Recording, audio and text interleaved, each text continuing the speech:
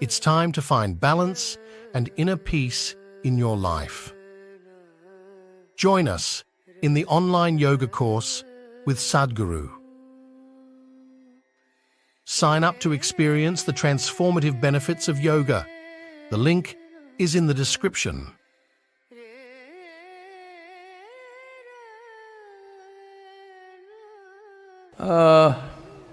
They were not particularly obese or something, but little, trying to imitate the planet. Not by being on a spin, in form, I mean. So I said, as a generation of people, look at your condition. If I had come to Chennai 50 years ago or 100 years ago, in what physical form people would be, in what level of physical fitness they would be, ordinary people I'm talking about. I'm not talking about gymnasts, sports persons, not those kind of people, ordinary people on the street. Or even now, in what kind of physical strength and condition people are in rural India, for example. I said, see, suppose it so happened, you were walking on the street and you saw a tiger, a wild tiger, hungry one. How many of you can at least climb a tree? And this is a spectacular show, a tiger on a Chennai street. This is not a everyday happening, it is something you must enjoy. But how many of you can climb a tree, which is the trunk of it, usually the city trees, what is on the avenues and stuff, is not more than 8 to 12 feet. How many of you can climb this 8 to 12 feet and sit on a branch and enjoy the wildlife view? No. Only those guys who are doing the menial jobs, the guy who is sweeping the street, maybe he will go sit on the tree and watch how wonderful a breakfast you are. Why have we become like this? It's not the tiger is where is the tiger going to come? That's not the point. Why are you in this condition that you cannot do anything physically anymore? All you can go to office and come back. Those things are also necessary in today's world, but is it not important that you're in some way physically competent? Physical competence is a reflection of your physiological strength. And your physiological strength in many ways is the foundation for your psychological balance. It is no more in question. Your physiological strength is the foundation for your psychological balance in many, many ways. We've always been saying this, the yogic sciences, but people have been laughing at it because everything is keyhole. People say brain is a separate study. That's why yesterday I confessed with all the neuro experts, see, I don't have a brain. At least most of the time it's not working. I keep it off. There is enough from the tips of my hair to my toes. There are enough cells with enough memory and intelligence, they will do my life. I have disciplined them nicely. They will do my life the way I want. Because a large part of day-to-day work and day-to-day functioning is just a repeat work. All you need is a clerk. You don't need a super brilliant person to do all these things. So I have trained them and they do their work. I don't have to think how to eat, how to sit, how to stand, how to breathe, nonsense. It just happens by itself because a very stable and effervescent physiological condition is very, very important to have a certain level of psychological freedom. Otherwise, every little thing you do, you have to think. Once you think, inevitably you're confused about every damn thing that you do. Now, you're talking about because of virus you ate too much. This is not because of virus you're eating too much. This is a kind of a compensatory activity that, you will see this in the cinema theaters and everything. If you have nothing to do,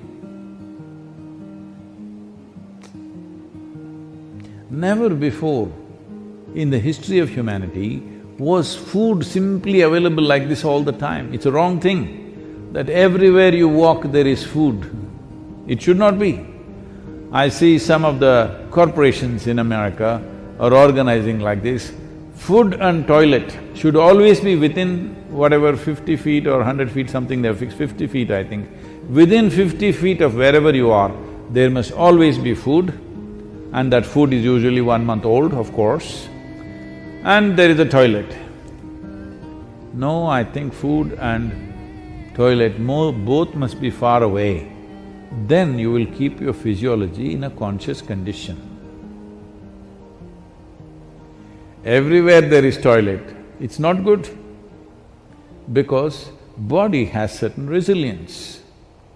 You wanting to run to the toilet is not just physiological, sometimes it may be when the body, at some time it is disturbed, at that time it may be. Otherwise, in normal conditions, it is more a psychological condition than a physiological condition.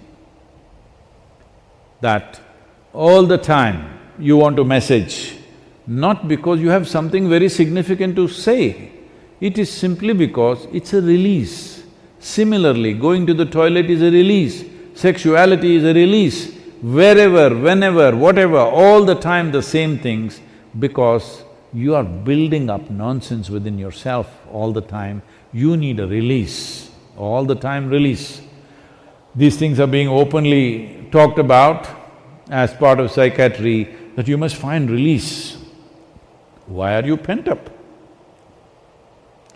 I think in one of the interviews, some journalist was asking me, Sadhguru, what do you do to unwind yourself? I said, what? Why will I wind myself up, first of all? I don't wind myself up and then want to unwind somewhere. What are you? Are you a grandfather clock or something? You wind yourself up. Even the watch doesn't need any winding anymore, it runs by itself. Why are you winding yourself up? This is simply because you understand life as an accumulation. Yes, body is an accumulation, mind is an accumulation, but life is not an accumulation. It's a phenomena that's happening. If you have not tasted that phenomena, you know only accumulations, you always think the safety is in accumulation, whether it's wealth, money, this, that, and body. But at least your money you can keep it in the bank, though it may be heavy in your mind. But if you accumulate too much body, you have to carry it around every moment of your life. And in the world today,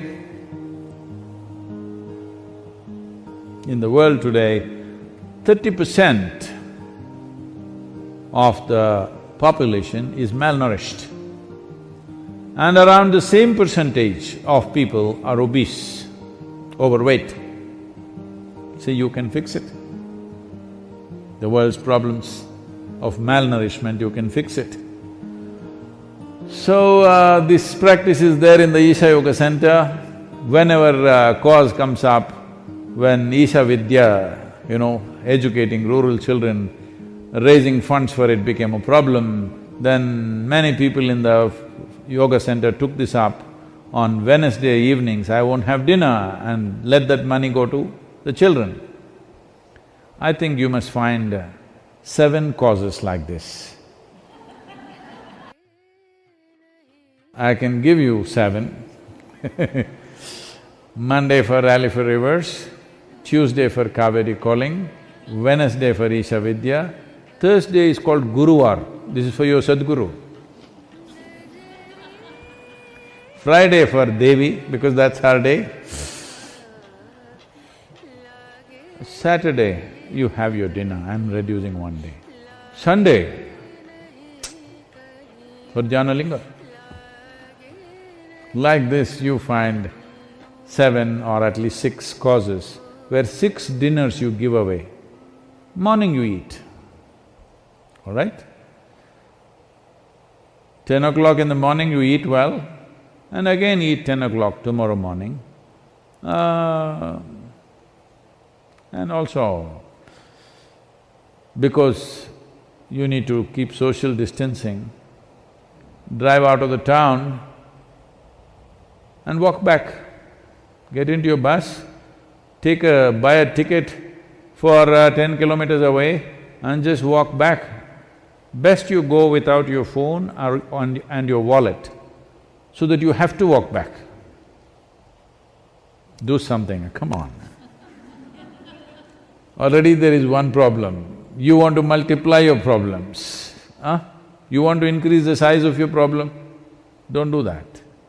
There's enough problem already. I'm telling you, there's substantial problem. Just because I'm laughing and joking about this, don't think there is no problem. There is substantial problem. Don't fool yourself, because if your body and your mind is in a certain condition, you can easily fool yourself. This happened. Shankaran Pillai was running a garment shop here in United States. And a lady came to buy some kind of a pullover. So, he promised her it is 100% wool. She took it, went home. The next day she came back and she said, "You said it's 100% wool, but here the label says it is made in Bangladesh and it's 100% cotton." He said, "Ma'am, don't you be fooled by this. The label is only to fool the moths." Like this, there are so many labels all over the world, don't go by that. This is a simple experiment you must do, all of you who are sitting now on the floor. When you get up, you must use only 2 limbs to stand up. All of you, in your life, you must keep this up however old you are.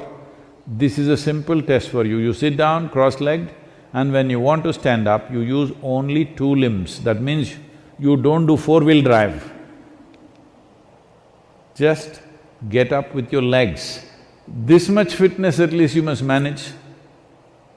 If you can't climb a tree, there are not enough tigers to, for them to roam in your city. If you can't climb a tree, it's okay, but at least you must be able to stand up. This much fitness you must maintain. Please do that for yourself.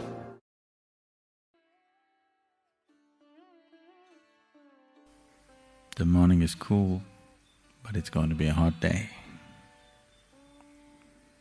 Just like life. You don't go by what's there now. What's there now is all important in terms of experience. But what's there now is not an indication of what's going to be. Definitely not. The process of what we call as life, most of the time, except a few nasty mornings, most of the time it starts off well. At least for you, not for your mother. At least for you. Not that everybody's life, something wrong has to happen.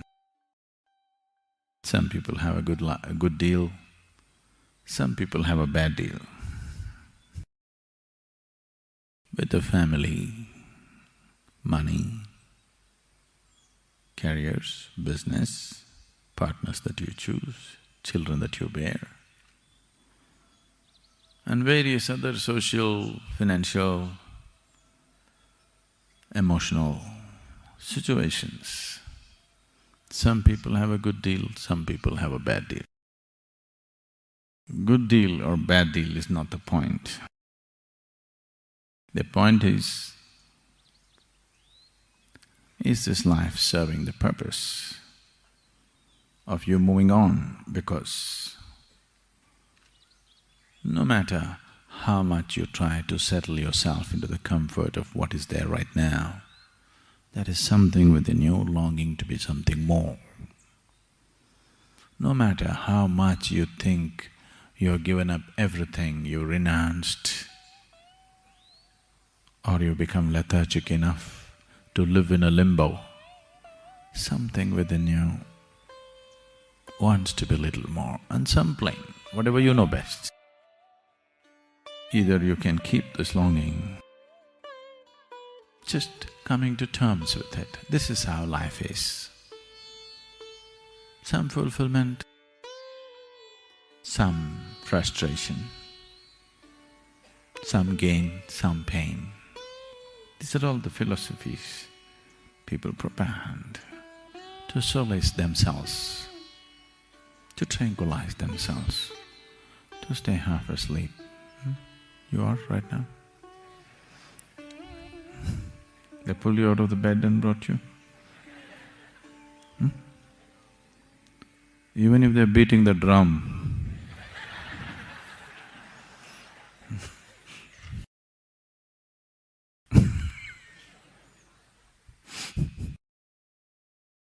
are you fully alive?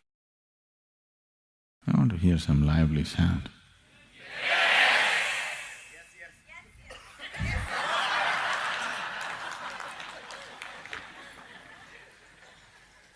So whenever I ask you, are you on? You say,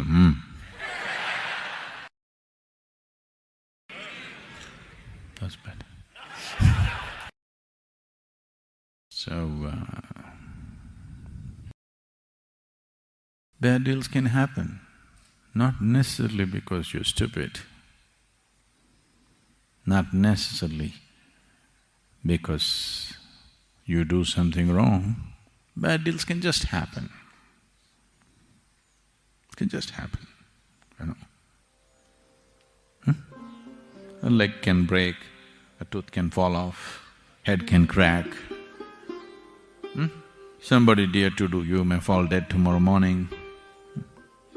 Bad deals can happen just like that, not because of a mistake, not because of something. It can just happen. It's happening to somebody every day. Every day, somebody's having a bad deal, isn't it so? Even if you try to do something very good, even then bad deals can happen. Many people around you claim they know how it will come. They wrote it on a paper, they gave you that horoscope. That horoscope which told you that this was the right man to marry.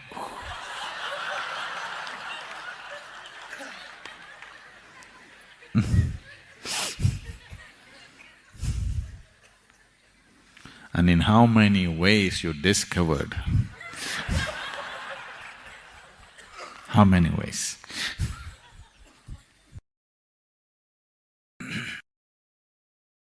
Lots of claims about life, but still, what's going to be a good deal? What's going to be a bad deal in the world outside? You do not know. Isn't it so? You know for sure? So, if you have substantial experience of life, when I say substantial, for most of us one is not enough. When we are reminded that there has been a substantial experience of life, going through the same game over and over and over again, then you will not long for immortality. You will want to see what's beyond life. Oh, is this because there's something wrong with life? No, nothing wrong with it. It's just that it's limited. but there is something here which does not like the limited. There is something here which does not like boundaries. There is something here which will not settle for anything less than the boundless. In the evolutionary process, you can see from a single-celled animal to all that has happened now, from that single-celled animal to who you are right now. All that's been happening is to somehow bring a larger slice of life into your experience. That's all that's happened. Became little more capable to experience life, not necessarily to do. An elephant can do much more than you when it comes to physical activity. But that's not the point. Little more capable to experience life. Because what is there now is somehow not enough. Pacifist philosophies have been taught to us to make you sleep where you are. Be content with what you have. But it's not worked. See? Early morning bad deal. Somebody's having a bad deal. See? Somebody's sure having a bad deal. Lost your child, lost your mommy. It's not a small bad deal, it's a big bad deal. But how we experience the process of life is now, for the first time as a human being, it's in our hands. Never before it was in our hands. In the process of evolution, all these millions of life forms that this might have gone through, in none of those forms we had the freedom to choose our experience. Even now, we don't have absolute choice to choose our situations, but we have been given the freedom to choose our experience. Whatever kind of deal, the inner deal, we can strike a good deal, a fabulous deal, whatever may be the outside deal. This one huge step of consciousness sets a human being apart. No other animal is able to determine the nature of his experience. The outside situations are good, they're fine. If they're not good, they're gone. But this one is capable of having an inner situation the way he wants it, no matter what may be happening around him. This ability, once this ability has come, if you exercise the choice of being conscious, it's a benediction. If you do not, it is magnified misery compared to any other creature on the planet. No other creature on this planet suffers the way a human being suffers, isn't it so?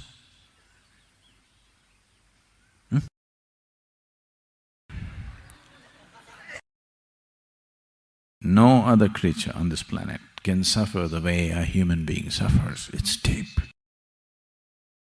They do, it's not that they don't, but not this deep. Human suffering is deep. This suffering is as deep as it is. Not because life is suffering. A lot of people have come to this. So if life becomes very sweet and beautiful within you, the experience of life, the more blissful it becomes, more the longing for transcendence. People are always thinking, the suffering will seek. No. Those who are suffering, if you dangle a little bit of pleasure here, they will run after that. It's only one who is absolutely blissful, who will go straight in the path because nothing bothers him, nothing interests him. He's already in the most pleasant way a human being can be. Now he wants to go beyond, nothing else. Somebody who is suffering today, they say today, Sadhguru, I want mukti. Their idea of mukti is freedom from suffering? No. Mukti is not freedom from suffering. You cannot even seek liberation if you are in some state of suffering. If you are suffering, all you will see, all you will seek is the sweetness of pleasure and happiness, nothing more. Because people went on talking about or lived their life and made their lives an absolute suffering, that is why this whole idea of heaven. Heaven is a bloody perverted place. For sure, isn't it? No? You heard some stories about heaven, how it is? You have or no? It's a bloody perverted place, there's no question about it. No sensible human being would ever want to go there. But the whole world, at least a large part of the world, is aspiring to go there. That's their idea of ultimate, unfortunately. Exaggerated quantities of pleasure. You should try it here, you'll get sick of it in no time. Because always it's been rationed. Pleasure has always been rationed to people. They think larger quantities is going to be better. Have a large quantity of pleasure and see, you will get sick of it. Because pleasure is just a poor substitute for joy and blissfulness. And this whole game of good deal, bad deal goes beyond life. Hell and heaven is just good deal and bad deal. Even when the deal is good, you can still suffer, isn't it so? Are you not capable?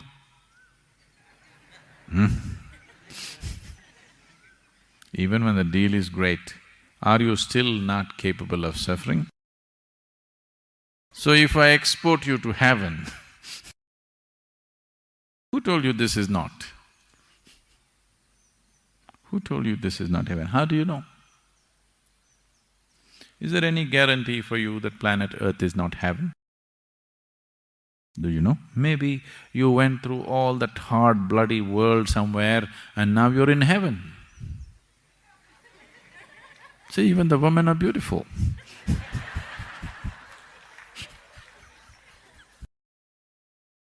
It could be heaven.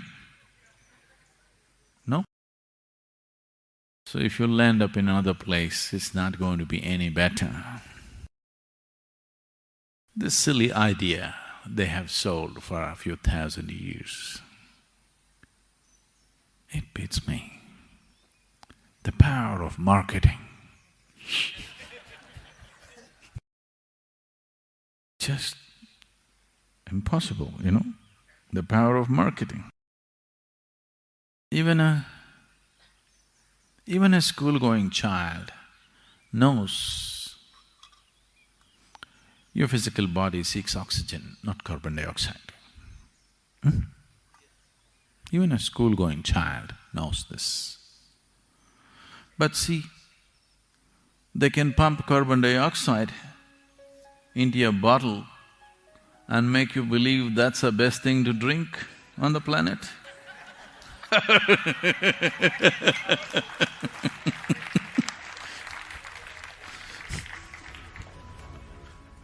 Power of marketing.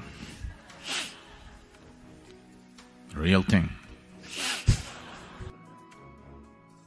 It is only the Indian farmers who found out the real purpose of these drinks, because they started using it on the plants. Plants like carbon dioxide. It's only the Indian farmers, the Andhra Pradesh farmers, who did the right thing with the real thing. They sprayed it on the plants and they found it works. So, what can be sold to you if the marketing machinery is strong enough? Just anything can be sold to you. And too much junk has been sold to you, all kinds of junk. All kinds of junk. The general description of the heaven is such that I wouldn't want to go there. You want? Even if it's real, still it's not an attractive place to go. Many of you married 12 wives, you want?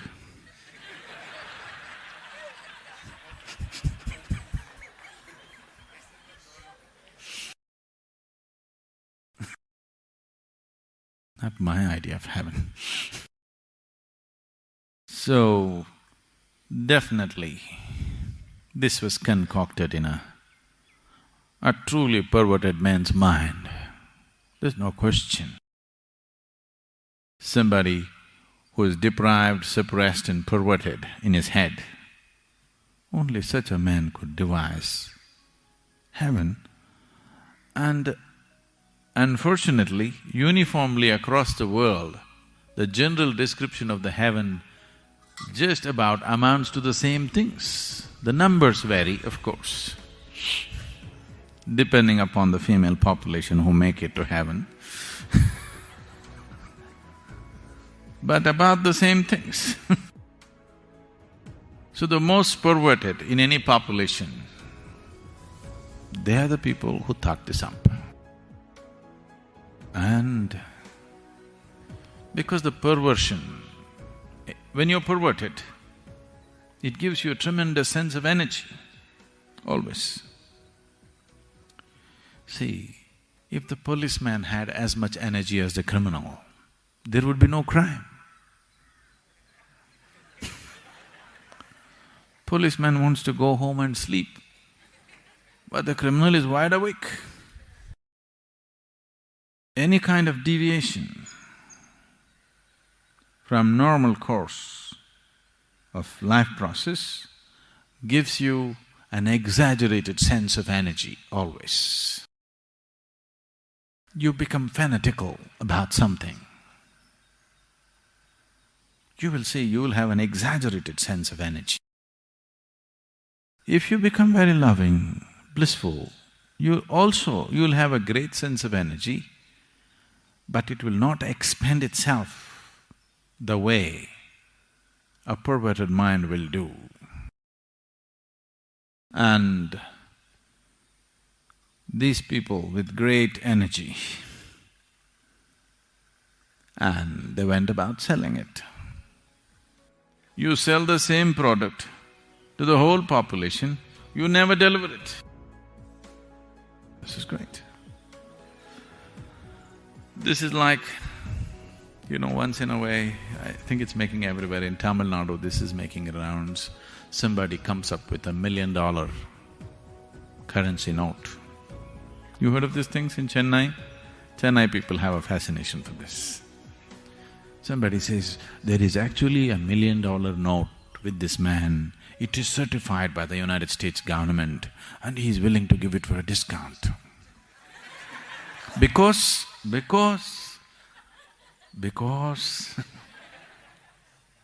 he's going to give away $1 million for just 50,000 rupees. Because he loves you. And above all, he doesn't care for money. He just needs only 50,000. He does not need $1 million. Plus he's in a hurry. His wife died yesterday. Today he has to cremate. Some fabulous story. And if you pant $1 million, nothing, no great loss will happen, you'll just lose 50,000, that's all. After all, you must take that much risk in life, isn't it?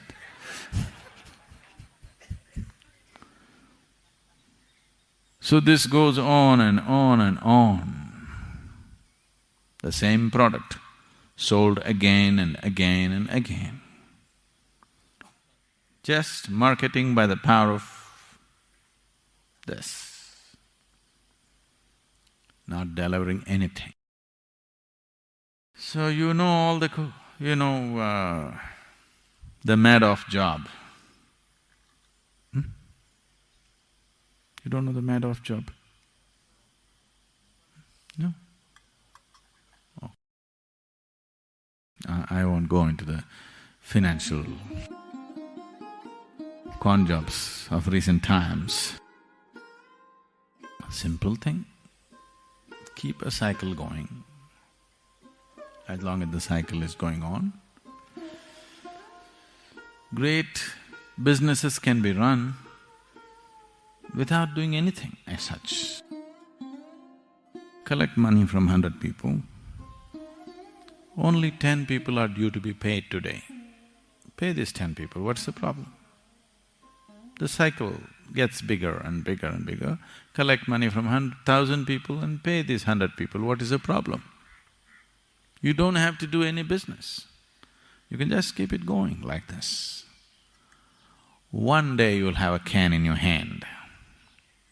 That day is not very far away for you. When death confronts you, you will see your can is empty. Nothing. Empty stories, all will evaporate. All stories, all gossip, all rumors that you heard about hell and heaven and God sitting there and welcoming you, all the damn stories will evaporate if death confronts you. You will be freaky shit scared. No? Because this is just a convenience. It's just a convenience to believe that, this is a very beautiful thing. All the Hindus go straight to heaven. If anybody dies, we never say he died, we say he reached heaven. Yes? This is because everybody makes it to heaven because that's just another place like this. So, here we never considered going to heaven as a big thing. I said if you become free from the process of heaven and hell, only then it's a big thing. Going to heaven is not a big thing. If you're born in India, you go straight to heaven.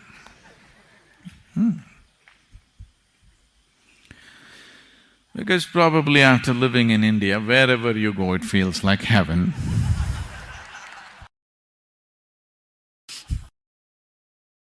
A lot of people are living in such conditions that wherever you send them, they'll think it's heaven. You're in the right place. If you want mukti, you may have to strive. But if you want to go to heaven, no problem. You're born in the right place, anyway you'll go to heaven. When you die, they'll print a card and say, he's reached heaven. It's printed. Have faith in the printed word. I'm not just ridiculing, this has happened across the world, isn't it so? The damn printed word is negating everything that's life. If you look around and let life speak, you will see the damn printed word is negating everything that life speaks. But still, it's printed. This is not printed, you have to be conscious to listen. That's printed. Any idiot who is literate can read it. Literacy doesn't take intelligence, isn't it? Does it? Does it? They're saying,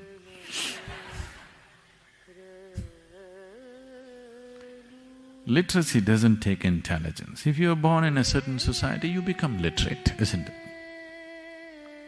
Every idiot becomes literate if you're born in a certain society where there is certain apparatus of education. And every fool can read this stuff, the printed word, which somebody says is sacred. It goes against life, it doesn't matter. It makes people fearful, guilty and confused, it doesn't matter. Only because it's so great, it can confuse a great mind like you. Isn't it? No. Causing confusion is very easy. Bringing clarity is another world. Bringing clarity into people is another thing.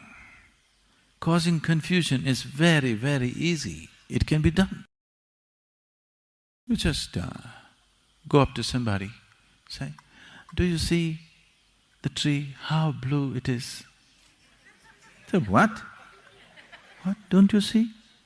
It's blue and don't you see the pink fruits?"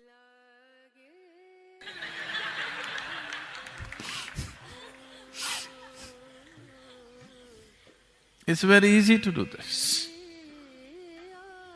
They've been doing it for thousands of years. See, if somebody said, "This is a place of God," they should have demanded, "Put your life down here." They're asking only for 2 rupees. In ancient India, people themselves lived in huts, small shacks, without any amenities, but they went about building grand temples. Grand, superhuman effort. Looks like something of the divine should have touched them, because their own lives did not matter. How they lived, they did not care. These people at least are real believers, at least they believe. This is just a trick. All you're looking for is a pet, but a heavenly pet. It is not that there is no meaning to this, it is not that there is no basis to this. It is just that the way it is done. If these devices are just ways of bringing about a constant sense of devotion, if these devices are only a means to make a human being sensible, I can understand. 1,000 years ago or 10,000 years ago, maybe this was the only means they had. That's okay. But it's being sold as real,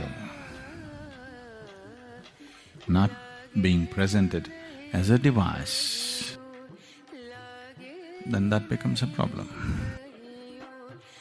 So what is this whole search? Sadhguru, I'm not feeling any great search within me. All I feel like right now is breakfast. Yes, but you know you're not yet in heaven. This is Isha Yoga Center. People don't eat breakfast here.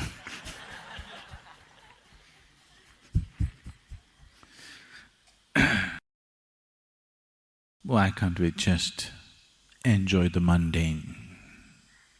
In every little thing, why can't we find pleasure and joy and just do it?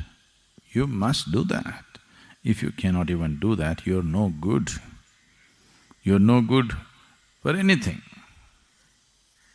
If you cannot enjoy the sunrise, if you cannot enjoy the breakfast that you eat, if you cannot enjoy the air that you breathe, if you cannot enjoy the earth that you walk upon, you're simply no good for anything, because even birds and animals are doing it. Yes? So, if you're not even able to do that, this is sub-animal state. I believe that many of you managed to do that. So we are saying, what is the next possibility? Because there is something within you which longs. Either you put the longing to a little bit of sleep with too much breakfast, or you've confused the longing by creating false longings. See, whatever a human being is seeking, whether you're seeking money or you're seeking pleasure, you're seeking food, starting from the fundamental of food, because food is the first thing that you cried for when you were born, isn't it? See, that child you heard some time ago, he's been brainwashed, conditioned. Now he cries, "Mummy." No. First when he cried, first when you cried, food. Isn't it so? Even now, it's food that you're crying for, but it comes through mummy.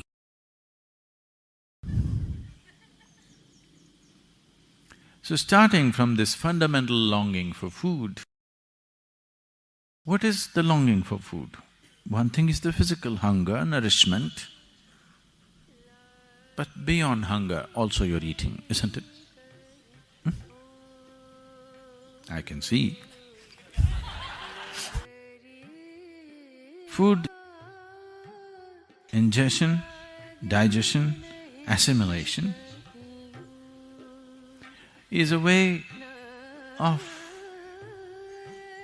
taking something which is not a part of you and making it a part of you. If it happens on the lowest level, we call it food. If it happens on the highest level, we call it yoga. Yoga means union. In between, there are many ways. Sexuality, ambition, this one, that one, a million other ways. But the longing is for unity.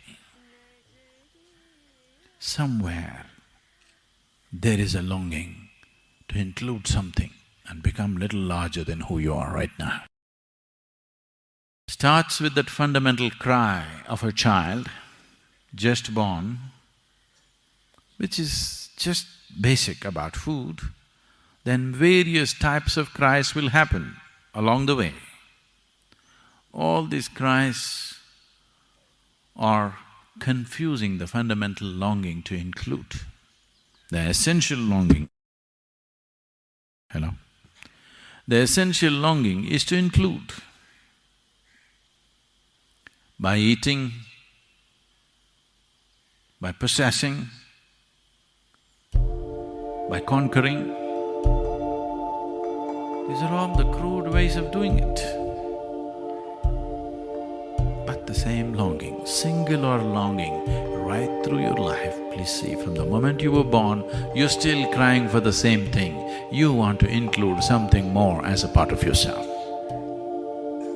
All I'm telling you is, don't go by installments. Nobody ever does it that way. You cannot count. I think we can do it. We have 2 full days. All of you can start counting right now. 1, 2, 3, 4. I'm sure by Sunday evening we would have reached infinite if we do it incessantly. No? 2 days, non-stop counting, 48 hours. I think we can make it. Or you're a problem.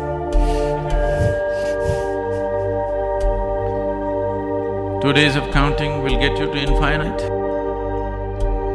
You do 1,000,000 years of counting, you will not get there.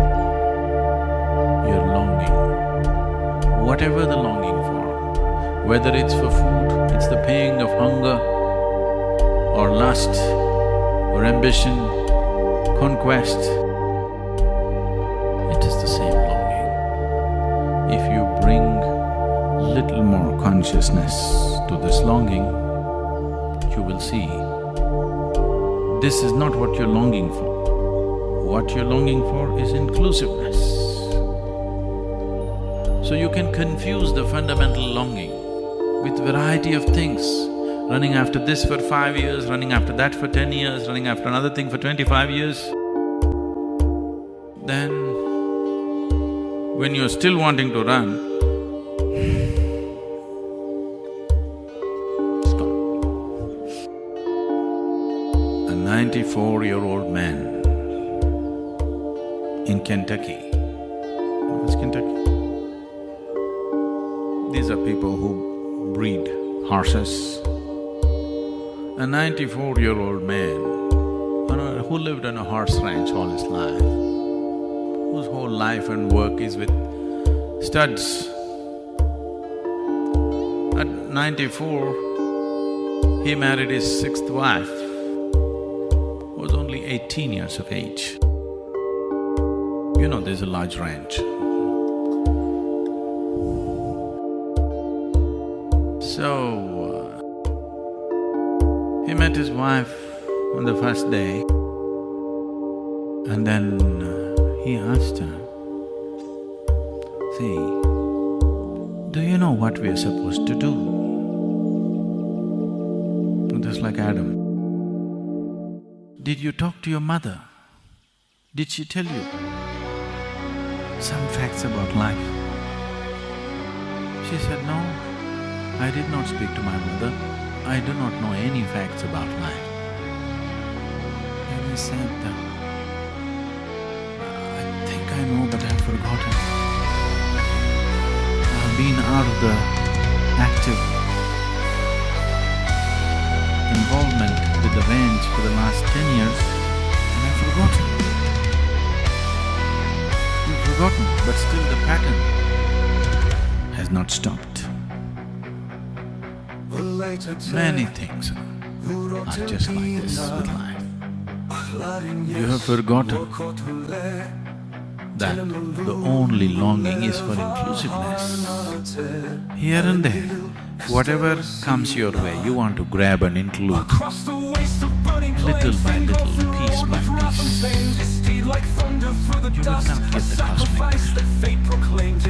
You will not get the cosmic. You will not get the existence that way, piece by piece. Nobody can put it together piece by piece. Either you swallow it whole or you don't. That's how it is. As I told you yesterday, you must every step you take, every breath you take,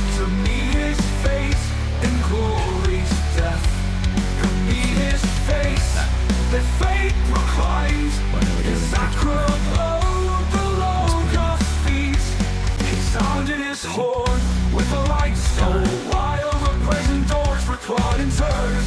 everything. If you're willing to look at this everything is all about me, if you're willing to see that you as a person, though you can walk, talk, do this, that, still not enough. grass here may be laughing at your ignorance. They are actually. Here? Under blackened skies, they clash in fire. A dance of steel, Because a test of wills. everything here In every blow, knows a life hero's except the fire. human being. As blood meets stone, the Because earth stands he was still. given the power to transcend The hammer life. fell from heights of force of He has doom, chosen to go boundless under. hate, but Fingelfin, swift as a striking hawk, He was given the evaded freedom, death, defied his fate, not his just to be silver life. mail and crystal He could shield, go they above glittered bright against the But dark, most of like them a lone chose to star's go below. defiant light, a guide through shadows cold and stark. not With even every swing of Ringo's blade, the giant enjoying trembles, life, strength and the unmade tree by a king who is dared to enjoying stand life. alone. It only suffers No if it has a way bad of deal. justice made. You're capable of suffering a good deed. Seven cries rang out in pain as Angband's hosts looked on in fright. They fell to No earth breakfast like is bad sudden deal, rain. There's lunch coming at 9:30, that's a good deal. The ground, the blackened skies, they clash in fire. A dance of steel, a test of wills. In every blow, a hero's pyre. Be a multiplier of love and knowledge. Share this video with those you love, and together, let's spread light throughout the world. Black his courage bled. With one last cry, he swung his blade and healed the dark laws with a heal. The blood poured forth a burning shade. Unlock no time to